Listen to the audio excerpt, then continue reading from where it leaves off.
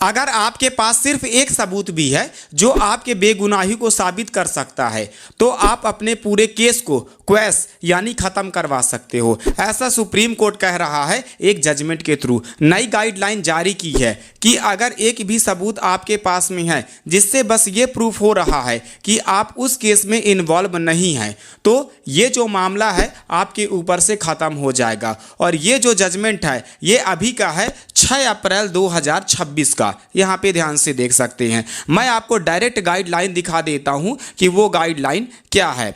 तो दोस्तों मैं आपको सबसे पहले वो गाइडलाइन दिखा देता हूं। चलिए सबसे पहले गाइडलाइन को मैं आपको सबसे पहले दिखा देता हूं। स्पेशली यहां पे ये बता दिया गया है कि कब कब हाई कोर्ट को मुकदमा कैंसिल करना पड़ेगा, मुकदमा खत्म करना पड़ेगा एक हाई कोर्ट को। कोई भी व्यक्ति ऐसे सबूत हाई कोर्ट को दिखा देता है खत्म करने के टाइम पे। तो यहां पे ध्यान से देखिए, पहला अपन देखते हैं।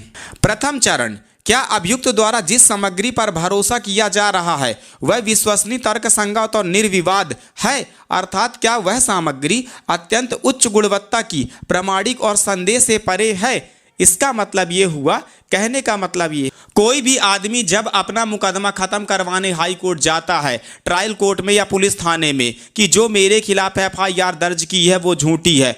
अब कोई भी सबूत जब वो हाई कोर्ट में दे रहा, क्यों वो ठोस सबूत है। पहली चीज हाई कोर्ट को ये देखना है, ठीक है ना, तर्क संगत, और दूसरी चीज निर्विवाद देखना है। तर्क संगत का मतलब है क्या उस केस से ये जुड़ी हुई है, और निर्विवाद का मतलब होता है कि उसके ऊपर चेकिंग की गई है कि नहीं, केस की चेकिंग की गई है कि नहीं। कई बार होता है ना, एक पार्टी सबूत दे दिया, दूसरे पार्टी ने यह कह दिया कि ये AI से बनाकर लाया है और ये तो फॉर्जरी करके लाया। तो ये जो होना चाहिए ये निर्विवाद होना चाहिए, ओरिजिनल होना चाहिए, उस मामला से जुड़ा होना चाहिए। अगर ठोस सबूत है और बिना किसी गलती के है जिससे उसकी बेगुनाही साबित हो रही है तो उस केस में जो है उस व्यक्ति से उस मुकदमा को खत्म कर देना चाहिए कोर्ट को।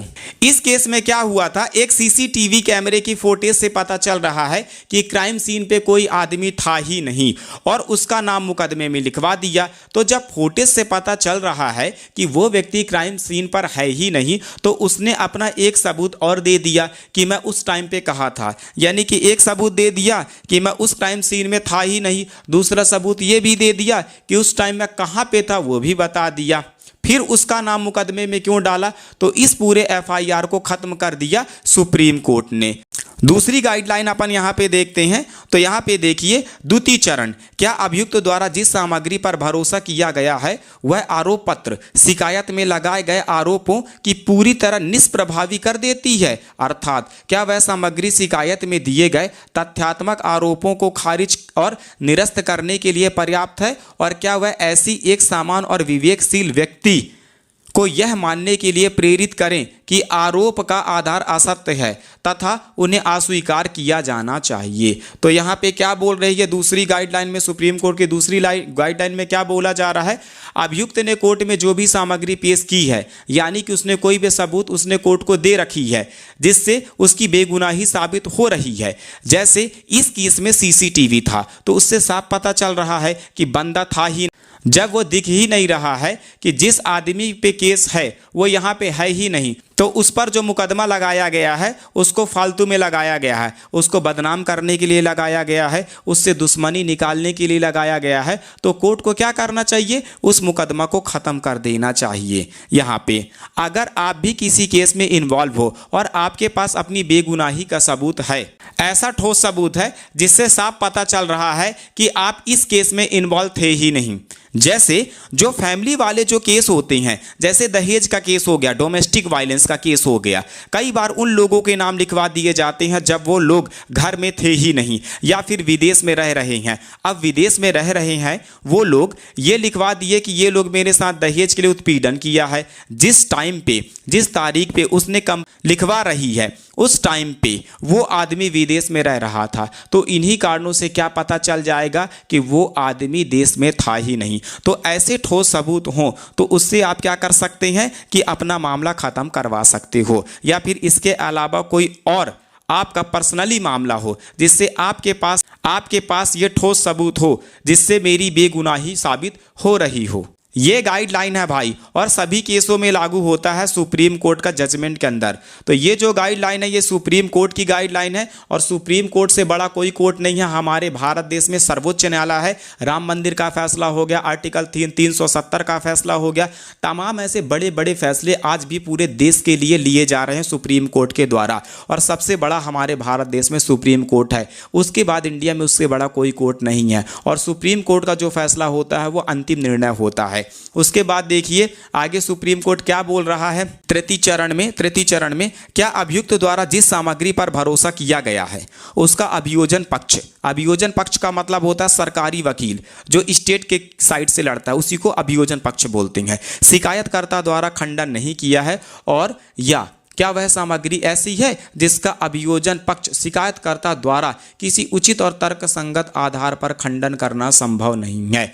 अभियुक्त जिस सबूत पर भरोसा कर रहा है भाई, ये सबूत ऐसा है जो मुझे इस केस से बाहर निकाल देगा। अभियोजन पक्ष का मतलब होता है दूसरा पक्ष यानी दूसरी पार्टी। क्या दूसरी पार्टी भी उस शिकायत को स्वीकार करती है कि हाँ ये जो सबूत है वो सही है, उसके ऊपर कोई भी डाउट नहीं है। जैसे इस केस में सीसीटीवी था, तो दूसरी पार्टी ने कह दिया कि जो सीसीटीवी की रिकॉर्डिंग है वो ओरिजिनल है, इसके साथ में कोई भी छेड़खानी नहीं हुई है। जब दूसरी पार्टी इस बात को कह रही है कि सीसीटीवी की फुटेज ओरिजिनल है, तो उस फुटेज में जो भी चीज़ें दिखाई गई हैं वो सारी चीज़ें ओरिजिनल है, और उसमें उसका चेहरा नहीं था।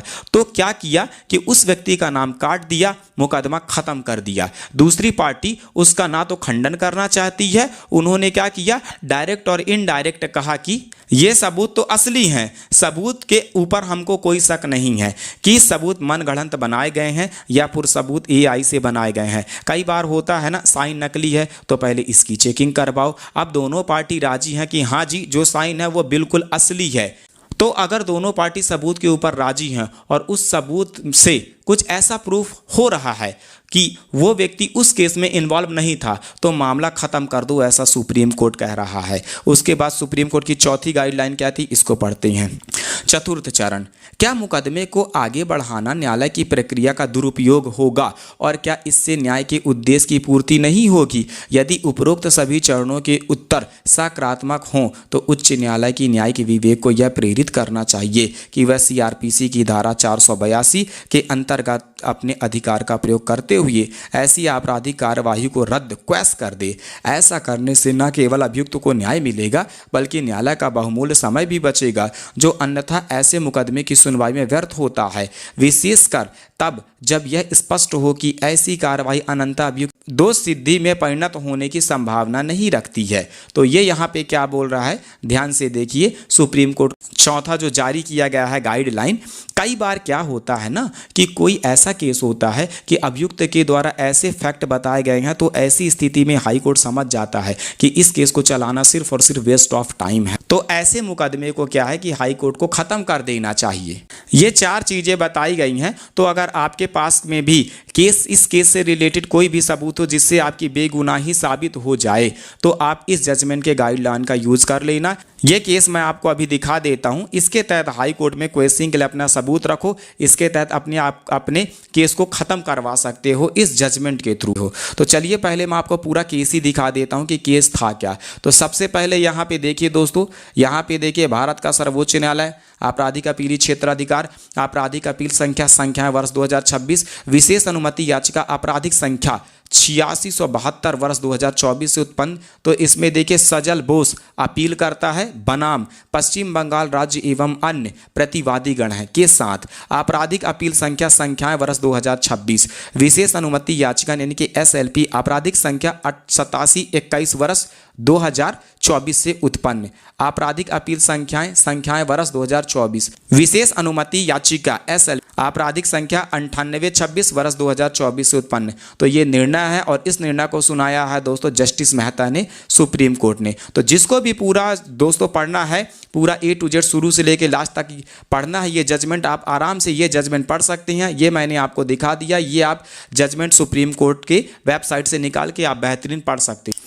तो आप इसको पढ़िए और पूरा जजमेंट पढ़िए और इस जजमेंट को दोस्तों यूज भी कीजिए। इस जजमेंट को 2 बार 3 बार पढ़िए, बहुत सुंदर जजमेंट है, बहुत बढ़िया जजमेंट। अगर पुलिस कभी भी आपको बेगुनाही में फंसा दे, झूठा केस लगा दे और आप पूरी तरीके से अगर आप सही हैं तो आप पढ़ सकते हैं। 2 तरीके से आप क्वेश्चन लगवा सकते हैं हाई कोर्ट में। तो दोस्तों मैं आपको दोनों तरीका बताऊंगा। पहला तरीका तो ऑफलाइन आप लगवा सकते हैं और दूसरा तरीका मैं आपको बताऊंगा दोस्तों ऑनलाइन लगवा सकते हैं घर बैठे, ठीक है ना। तो मैं आपको दोनों तरीका बताऊंगा। तो यहाँ पे दोस्तों मैं आपको बता दूं कि प्रोसीजर सेम होता है। एक सीआरपीसी में सेक्शन है दोस्तों यहाँ पे 482, ठीक है, और दोस्तों एक और सेक्शन है 528। ये आपको ध्यान में रखना है। ये नया सेक्शन जुड़ा है दोस्तों BNSS का, ठीक है ना, ये नया सेक्शन जुड़ा है। अब इसके तहत में दोस्तों सबसे पहले आपको पिटीशन तैयार करनी होगी। इस पिटीशन के अंदर आप चाहे किसी ने आपके खिलाफ कोर्ट केस कर रखा है या आपके खिलाफ किसी ने FIR दर्ज करवा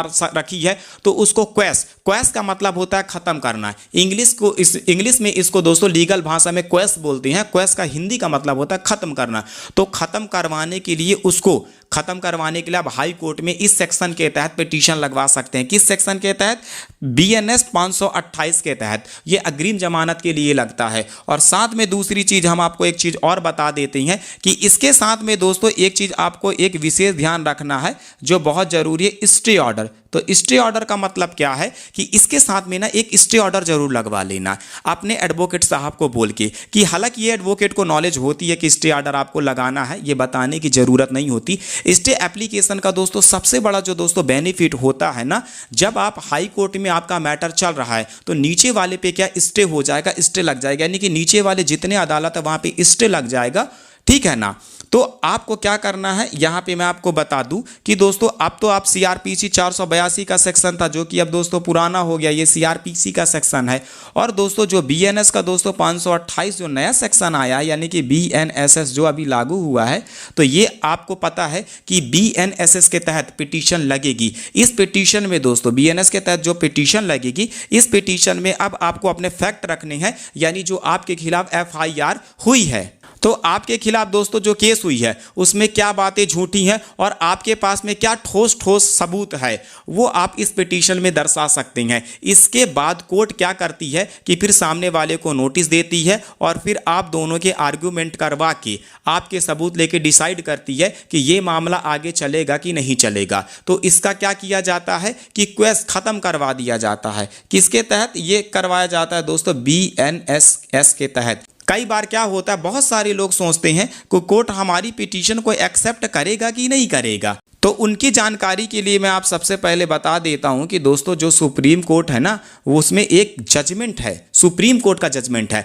भजन Lal versus state of Haryana. Bhajan Lal versus state of Haryana ये 1992 का जजमेंट है, ये आपको ध्यान में रखना है, ठीक है ना। ये 1992 की जजमेंट है। वो जजमेंट के अंदर जो गाइडलाइन दे रखी हैं, आप जब भी पिटीशन रेडी करते हो 482 की, उसके तहत में आप ये जजमेंट जरूर उसमें यूज करें। उस जजमेंट के अंदर दोस्तों, यानी कि इस जजमेंट के अंदर Bhajan Lal Sharma versus state of Haryana के अंदर 7 से 8 पॉइंट बताए गए हैं। अगर आप उस पॉइंट में से एक पॉइंट भी उस केस में रिलेटिव है, यानी उस केस से आपका एक भी पॉइंट दोस्तों रिलेटेड है, तो कोई भी हाई कोर्ट आपका पिटीशन एक्सेप्ट करने से मना नहीं कर सकता। ये पावर होती है दोस्तों एक जजमेंट लगाने की। तो आप समझ रहे हैं ना, जजमेंट, सुप्रीम कोर्ट का जजमेंट एक लॉ बन जाता है, यानी कि कानून बन जाता है। आप दूसरे केस में उसी जजमेंट को लगा सकते हैं कि देखिए इस केस में सुप्रीम कोर्ट ने ये फैसला दिया था और इसी टाइप का ये मेरा केस है, तो इसमें भी ये किया जाए। और वो कोर्ट करती भी है, उसमें मना नहीं करती, कोर्ट इस चीज़ को एक्सेप्ट करती है और करती भी है। अब हम यहाँ पे देखते हैं दोस्तों FIR से जुड़ा मामला, ठीक है ना। सबसे पहले अपन क्या देखते हैं कि FIR से जुड़ा मामला। अब ये हम किस पेज पे लगा सकते हैं? जैसे आपके खिलाफ में FIR दर्ज हुई है, आप उसके तुरंत बाद 482 का यानी कि 428 CRPC के तहत अग्रिम जमानत के तहत दोस्तों लगा सकते हैं हाई कोर्ट में। अगर पुलिस ने चार्जशीट में कोर्ट में पेश कर दी है तो उसके बाद भी आप हाई कोर्ट जा सकते हैं और ये 482 लगा सकते हैं। अगर किसी ने डायरेक्ट कोर्ट केस कर दिया आपके ऊपर और आपको लग रहा है कि कोई प्रोसीडिंग फॉलो नहीं हुई है, यानी कि कोई ऐसी प्रक्रिया गया है जो फॉलो ही नहीं हुआ है। तो दोस्तों ऐसी कंडीशन में भी आप उसको डायरेक्ट हाई कोर्ट में क्वेस के लिए लगवा सकते हैं, यदि ख़त्म करने के लिए आप लगवा सकते हैं। एग्जाम्पल के लिए मैं आपको बता देता हूं कि दोस्तों जो डोमेस्टिक वायलेंस का केस होता है, दोस्तों समझ रहे हैं ना, जो दोस्तों यहाँ पे दहेज वाले केस होती हैं, जो डोमेस्टिक वायलेंस इसी को बोला जाता है। तो दोस्तों यहाँ पे जो दहेज वाले केस होते हैं ना, डोमेस्टिक वायलेंस के केस के अंदर जैसे ही कोई लड़की डायरेक्ट कोर्ट केस करती है तो कोर्ट केस के बाद पहले उनको मेडिएशन करवाना होता है। मेडिएशन का मतलब होता है मध्यस्थता, यानी कि दोनों पार्टी का दोस्तों दोनों पार्टी के यहाँ पे बातचीत करवानी होती है सबसे पहले। ये नहीं कि डायरेक्ट पार्टी को WS दे दिए, यानी कि रिटन स्टेटमेंट के लिए बुला लिए, नोटिस भेज दें। ये नहीं है कि जल्दी जल्दी WS कराओ, रिटन स्टेटमेंट जल्दी करवाओ, लिखित कथन। तो वो जो प्रोसेस फॉलो नहीं हुआ है। पहले कोर्ट को मेडिएशन कराने यानी कि दोस्तों बातचीत करवानी जरूरी है। पहले बातचीत होगी, उसके बाद लड़के को नोटिस भेजा जाएगा, उसके बाद WS का स्टेटमेंट लिया जाएगा। डायरेक्ट WS का नोटिस यदि भेज दिया और प्रोसीजर फॉलो नहीं हुआ, आप डायरेक्ट हाई कोर्ट में चले जाना। ट्रायल कोर्ट ने फॉलो ये चीज़ नहीं किया है तो आपको वहाँ से दोस्तों तुरंत रिलीफ मिलेगी, यानी कि तुरंत दोस्तों वहाँ से आपको राहत मिलेगी। कहाँ से? हाई कोर्ट से। और अभी हमने जो जजमेंट देखी है, कोई भी आपके पास ठोस सबूत है, उस ठोस सबूत को अपने पास रखो और आप अपने मामले को ख़त्म करवा सकते हो। किसके माध्यम से दोस्तों? वो एविडेंस के माध्यम से, यानी कि उस सबूत के माध्यम से आप अपने मामले को ख़त्म करवा सकते हो। एक दिक्कत और आती है जो कि एकदम सही और सत्य है कि हाई कोर्ट में जब हम जाते हैं, बहुत लोगों का कहना है कि जब हम हाई कोर्ट के अंदर जाते हैं तो खर्चा ज़्यादा होता है, यानी कि दोस्तों पैसा ज़्यादा लगता है। नो डाउट ये एकदम भाई सही बात है। हाई कोर्ट जाओगे तो वहाँ एडवोकेट की जो फीस होती है वो बहुत ज़्यादा होती है, ये बहुत सारे लोगों को लगता है और ये बात कहीं ना कहीं सच है। बहुत सारे लोगों को दोस्तों बजट के बाहर होता है, उतना पैसा वो लोग अरेंज नहीं कर पाते हैं हाई कोर्ट के लिए, और ये रियलिटी भी है। अब ऐसे में आप क्या कर सकते हैं? तो इसका एक दूसरा तरीका क्या है दोस्तों? देखो, पहला तो हो गया यहाँ पे हमारा 482, ठीक है ना, ये CRPC का है। दूसरा होगा 528, ये BNSS का है। तो आप क्या कर सकते हैं कि 528 के तहत, ठीक है ना, पिटीशन लगा सकते हो ऑनलाइन, यानी कि वीडियो कॉन्फ्रेंसिंग के माध्यम से। वीडियो कॉन्फ्रेंसिंग के माध्यम से आपको कोर्ट के साथ में एक एप्लीकेशन लगा देनी है VC की, VC यानी कि वीडियो कॉन्फ्रेंसिंग की कि आपको हाई कोर्ट में, चाहे कोई भी हाई कोर्ट हो, आप हर जगह लगा सकते हैं, चाहे मध्य प्रदेश का हाई कोर्ट हो, बिहार का हो, महाराष्ट्र का हो या गुजरात का हो, आप VC लगा सकते हैं वीडियो कॉन्फ्रेंसिंग के माध्यम से। और अगर आप अपना केस खुद भी लड़ सकते हैं, यदि आपको कानून की अच्छी जानकारी है, और आपको न्याय भी मिलेगा, आपके साथ जस्टिस भी होंगे, वो भी आपके साथ में ऑनलाइन, यानी कि वीडियो कॉन्फ्रेंसिंग के माध्यम से आपकी बात सुनी जाएगी। और कोर्ट दोस्तों, जो कोर्ट होगी दोस्तों, वो दोनों पार्टी को सुनेगी, यानी कि इस पार्टी को भी सुनेगी, इस पार्टी को भी सुनेगी। दूसरी चीज़ ये देखना है कि एक पार्टी यहाँ है और एक पार्टी हमारी यहाँ है, और यहाँ पे हमारे जज साहब बैठे हैं, ठीक है ना। तो यहाँ पे देखिए, मान लीजिए पार्टी एक यहाँ पे है और दूसरी पार्टी यहाँ पे है, और यहाँ पे हमारे जज साहब बैठे हैं। तो दूसरी पार्टी को क्या होगा दोस्तों, यहाँ पे हमको यहाँ पे क्या होगा कि एक नोटिस जारी किया जाएगा, ठीक है, और लोग ऑनलाइन भी हैं। तो फिर आप लोगों को तीनों को, यानी कि दोस्तों एक पार्टी ये हो गई, दूसरी ये हो गई, तीसरी ये हो गई, तीनों का ऑनलाइन सिस्टम चल पड़ेगा। फिर आप केस के अंदर डिसीजन लिया जाएगा, आपके केस के अंदर। तो आप डायरेक्ट हाई कोर्ट भी जा सकते हो और वीडियो कॉन्फ्रेंसिंग के माध्यम से भी कर सकते हो, यानी कि VC के माध्यम से भी कर सकते हो, ठीक है ना। तो ये काम आप कर सकते हो यदि आपके पास में ठोस सबूत है। ये आपको ध्यान में रखना कि आपके पास दोस्तों एविडेंस होना चाहिए, यानी कि ठोस सबूत होना चाहिए जो कि एकदम प्योर ठोस हो। तो दोस्तों देखिए अब इस केस में क्या हुआ था। इस केस में एक बंदे के ऊपर मुकदमा लगा दिया था। मैं आपको थोड़ा बता देता हूं कि इनके ऊपर कौन सा मुकदमा लगाया गया था। तो देखो, इनके ऊपर क्या किया गया था कि उक्त आरोपी व्यक्ति के द्वारा भारतीय दंड संहिता 1860 की धाराएं 143, 341, 323, 324, 504, 506, 509, 427 तथा 354 के अंतर्गत आरोप पत्र को निरस्त करने की प्रार्थना की गई थी। यानी इतने सारे मुकदमा लगा दिया गया था दूसरी पार्टी की तरफ से। कोई आदमी किसी के घर में आ गया था, भाई 5 लोग किसी के घर में आ जाना, तो 143 धारा का मुकदमा आ जाएगा। 341 का मतलब है कि किसी के घर में बिना परमिशन के घुस जाना। 324 का मतलब है मारपीट का मुकदमा। 504 और 506 किसी को क्राइम के लिए फंसाना और जान से मारने की धमकी देना। 509 का मतलब है किसी लड़की की लज्जा भंग करना, और 427 है मिसचिफ का मैटर बनता है। 354 का मतलब होता है किसी लड़की के साथ छेड़खानी करना। इतने सारे मुकदमे उस व्यक्ति के ऊपर लाद दिए गए थे। तो यहाँ पर आरोप लगा कि 5 और 5 से ज़्यादा लोग हमारे घर में आए हमारी माताओं व बहनों के साथ छेड़खानी की, और जिस एक व्यक्ति का नाम वहाँ लिखवाया गया था FIR में, उन्होंने CCTV फुटेज कोर्ट में पेश की और CCTV रिकॉर्डिंग में वो व्यक्ति था ही नहीं। जिस आदमी का नाम मुकदमे में लगवाया गया था वो था ही नहीं, और वो ये भी बता दिया कि मैं उस टाइम पे कहाँ था। उसने दोनों सबूत दे दिए, एक तो मैं वहाँ पे था नहीं, दूसरा वो जहाँ था वहाँ का सबूत वो दे दिया। उसका नाम झूठा लिखवाया गया है, उसने कोर्ट को बताया। तो हाई कोर्ट ने क्या किया, हाई कोर्ट ने जो उनकी 482 की पिटीशन थी अग्रिम जमानत की, उसको रिजेक्ट कर दी कि भाई इस मुकदमे को चलने दो। ट्रायल कोर्ट को फिर दोबारा आदेश दिया। क्या आदेश दिया? हाई कोर्ट आदेश दिया था कि इस मामले को चलने दो। कहाँ? ट्रायल कोर्ट के अंदर। लेकिन जब वो पार्टी आई सुप्रीम कोर्ट में तो सुप्रीम कोर्ट ने क्या कर दिया जनाब, सुप्रीम कोर्ट ने जो मैंने 4 गाइडलाइन बताई है ना, उसमें से एक भी ठोस सबूत है ना, तो उस मामले को क्वेस खत्म कर दो भाई। सुप्रीम कोर्ट का कहना था ये 4 गाइडलाइन, चारों में से कोई भी एक सबूत ठोस हो उसको खत्म कर दो। जब हाई कोर्ट को पता है कि वो आदमी वहां था ही नहीं तो उसके ऊपर मुकदमा क्यों चलाना? सबसे बड़ी चीज ये है ना, सुप्रीम कोर्ट का ऐसा कहना है। और सुप्रीम कोर्ट कहीं ना कहीं सही किया, क्योंकि सुप्रीम कोर्ट में दोस्तों एक एक चीज को देखा जाता है, छोटी सी छोटी चीजों को देखा जाता है, बारीकी से देखा जाता है, उनको समझा जाता है, उसके बाद फैसला किया जाता है। ऐसे फैसला नहीं होता। सुप्रीम कोर्ट का फैसला दोस्तों बहुत स्ट्रिक्ट तरीके से होता है।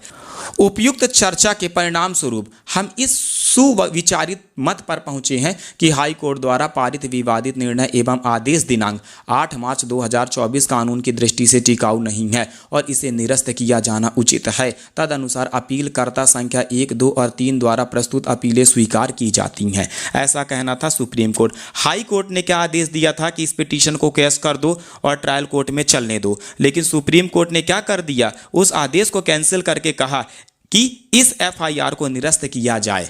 इसे निरस्त किया जाता है, यानी कि उस FIR को क्वेस खत्म कर दिया सुप्रीम कोर्ट ने, क्योंकि एक सबूत ऐसा दे दिया इस बंदे ने जिससे पूरा केस ही दिख रहा है। और जब पूरा केस ही सॉल्व हो गया तो ज़्यादा खींचना क्यों? तो अगर आप भी अपना केस जल्दी निपटाना चाहते हैं और अगर आपके पास में कोई ऐसा ठोस सबूत है तो आप भी 482 जरूर अग्रिम जमानत के लिए जाओ हाई कोर्ट के अंदर, क्वेसिंग यानी ख़त्म करने के लिए। आपको जल्दी राहत मिले। इस गाइडलाइन को यूज़ कर लेना। जैसे कहते हैं ना कि एक सबूत से क्या होता है, यहाँ पे देखो ना 4 गाइडलाइन दिया, एक ही सबूत का यहाँ पे जिक्र है। यहाँ पे दोस्तों सुप्रीम कोर्ट का जजमेंट मतलब एक कानून बन जाता है और वो पूरे इंडिया में लागू हो जाता है। सुप्रीम कोर्ट का जजमेंट का हवाला देके एडवोकेट बड़े बड़े केस जीत जाते हैं। दोस्तों सुप्रीम कोर्ट से बड़ा इंडिया में दूसरा कोई कोर्ट नहीं है, ये भारत का आखिरी कोर्ट होता है। तो आप भी इस जजमेंट का यूज करें और अपने केस में दोस्तों इस जजमेंट को जरूर लाएं, क्योंकि दोस्तों जजमेंट का यूज करते हैं और जजमेंट के थ्रू ही उसको फॉलो करवाते हैं। तो उम्मीद करता हूं दोस्तों जानकारी आपको अच्छी लगी होगी। लाइक करें, कमेंट करें, चैनल को सब्सक्राइब करें और इस जजमेंट को दोस्तों ज़्यादा से ज़्यादा अपने दोस्तों के साथ शेयर करें जिन लोगों को दोस्तों इस जजमेंट की ज़रूरत है। धन्यवाद।